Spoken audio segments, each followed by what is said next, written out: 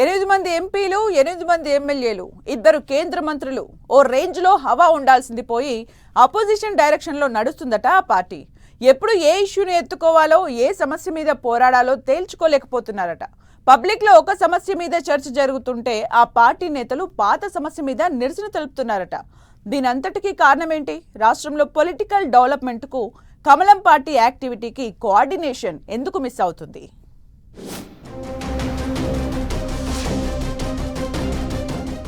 సమస్య ఒకటి ఉంటే నిరసన మరో ఇష్యూ మీద. ప్రజా సమస్యలపై పోరులో బీజేపీ రూటే సెపరేటు. హాట్ టాపిక్ ఇష్యూను వదిలి పాత సమస్యపై పోరు. బీఆర్ఎస్ పవర్లో ఉన్నప్పుడు బీజేపీ దూకుడే వేరు. కేసీఆర్ను ఓడించి తామే అధికారంలోకొస్తామన్నంతగా ఫైట్ చేశారు కమలం లీడర్లు. సీన్ కట్ చేస్తే అసెంబ్లీ ఎన్నికల్లో ఓడిపోయారు. అయినా గతంలో కంటే రాష్ట్రంలో బీజేపీకి ఎమ్మెల్యేలు, ఎంపీ సీట్లు ఎక్కువే ఉన్నాయి. రాష్ట్రం నుంచి 2 కేంద్ర మంత్రులు కూడా ఉన్నారు. కానీ రాష్ట్ర ప్రభుత్వ వైఖరి మీద పోరాడాల్సినంత గట్టిగా పోరాడటం లేదని బీజేపీ క్యాడరే అసంతృప్తిగా ఉన్నారట.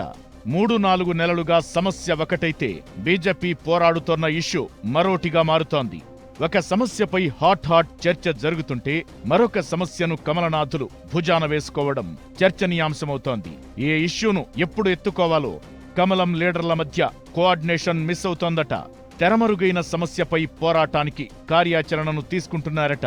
దానికి ఉదాహరణగా చాలా సమస్యలను పార్టీ నేతలే ప్రస్తావిస్తున్నారట. ఆగస్టు నెలలో రాష్ట్రమంతా రైతు రుణమాఫీపై చర్చ జరుగుతున్న సమయంలో బీజేపీ నేతలంతా హర్యానా, జమ్మూ కశ్మీర్ ఎన్నికల్లో నిమగ్నమయ్యారు. ఆలస్యంగా రైతు సమస్యలపై ఇందిరా పార్క్ దగ్గర ధర్నా చేశారు బీజేపీ నేతలు. బీజేపీ నేతలు రైతు సమస్యలపై ధర్నా చేస్తున్నప్పుడు రాష్ట్రంలో హైడ్రా ఇష్యూ పీక్స్ లో ఉంది. కానీ అప్పుడా సమస్యను పట్టించుకోకుండా రైతుల అంశంపై పోరాటాలు చేశారు బీజేపీ నేతలు. ఇక హైడ్రాపై పోరాటాలు చేయాల్సిన సమయంలో గ్రూప్ 1 వాయిదా వేయాలంటూ చలో సెక్రటేరియట్ నిర్వహించారు. గ్రూప్ 1 విద్యార్థుల కోసం ధర్నా చేయాల్సిన సమయంలో మూసీ అంశాన్ని ఎత్తుకుని ఇందిరా పార్క్ దగ్గర ధర్నా చేపట్టారు. ఇప్పుడు లేటెస్ట్ గా రాష్ట్రమంతా లగిచెర్ల ఫార్మాసిటీ అంశంపై చర్చ జరుగుతోంది. బీజేపీ నేతలు మాత్రం సీఎం రేవంత్ రెడ్డి ఎప్పుడో విసిరిన సవాల్ను స్వీకరిస్తూ ఇప్పుడు మూసీ పరివాహక ప్రాంతాల్లో బస చేసే కార్యాచరణ తీసుకున్నారు. మూసీ పరివాహక ప్రాంతాల్లో పడుకుంటే మీకు బాధ తెలుస్తుందన్న సీఎం వ్యాఖ్యలపై బీజేపీ ఇప్పుడు స్పందించింది. మూసీ ఏరియాల్లో 20 చోట్ల 20 మంది నేతలు బస చేస్తున్నారు. ఇలా ఆలస్యంగా మేల్కొనడానికి కారణం లేకపోలేదంటున్నారు పార్టీ నేతలు.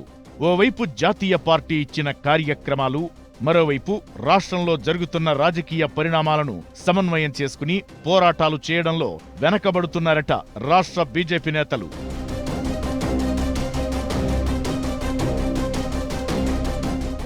అందువల్లే సమస్య ఒకటైతే బీజేపీ చేసే పోరాటం మరోటి ఉంటుందని పార్టీ కార్యాలయంలోనే టాక్ వినిపిస్తోంది. అయితే ఇంతగా బీజేపీ నేతలు బిజీగా ఉండేలా జాతీయ నాయకత్వం అప్పజెప్పిన కార్యాచరణ ఏంటి అంటే సభ్యత్వ నమోదు. ఇదే 3 నెలలుగా పార్టీ నేతలను ఉక్కిరిబిక్కిరి చేస్తోంది. బీజేపీలో ఏ 2 నేతలు కలుసుకున్నా ఇదే అంశంపై చర్చ నడుస్తోంది. మీరు ఎన్ని సభ్యత్వాలు చేయించారంటే మీరెన్ని చేయించారని పార్టీ మెంబర్షిప్ డ్రైవ్ మీద ఫోకస్ పెట్టారట నేతలు. ఏ జిల్లాలో ఎక్కువ సభ్యత్వ నమోదు జరిగింది, ఏ ఎంపీ నియోజకవర్గంలో అత్యధిక సభ్యత్వాలు నమోదు అయ్యాయనే అంశంపై పార్టీ నేతలంతా దృష్టి పెట్టారు. దీంతో ప్రజా సమస్యలపై పోరాడాల్సిన నేతలు పార్టీ కార్యక్రమాల్లో నిమగ్నం కావడంతో లేటెస్ట్ రాజకీయ పరిణామాలపై పోరాడటానికి కోఆర్డినేషన్ మిస్ అవుతోందట. ఇప్పుడిదే కారణంతో మూసీపై సీఎం రేవంత్ చేసిన సవాల్ను ఆలస్యంగా స్వీకరించారట.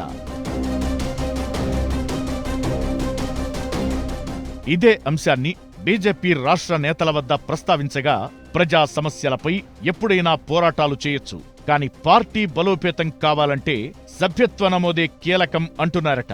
సభ్యత్వ నమోదుతో పార్టీ బలపడితే ప్రజా సమస్యలపై రెట్టించిన ఉత్సాహంతో పోరాటం చేసేందుకు అవకాశం ఉంటుందని చెబుతున్నారు బీజేపీ నేతలు.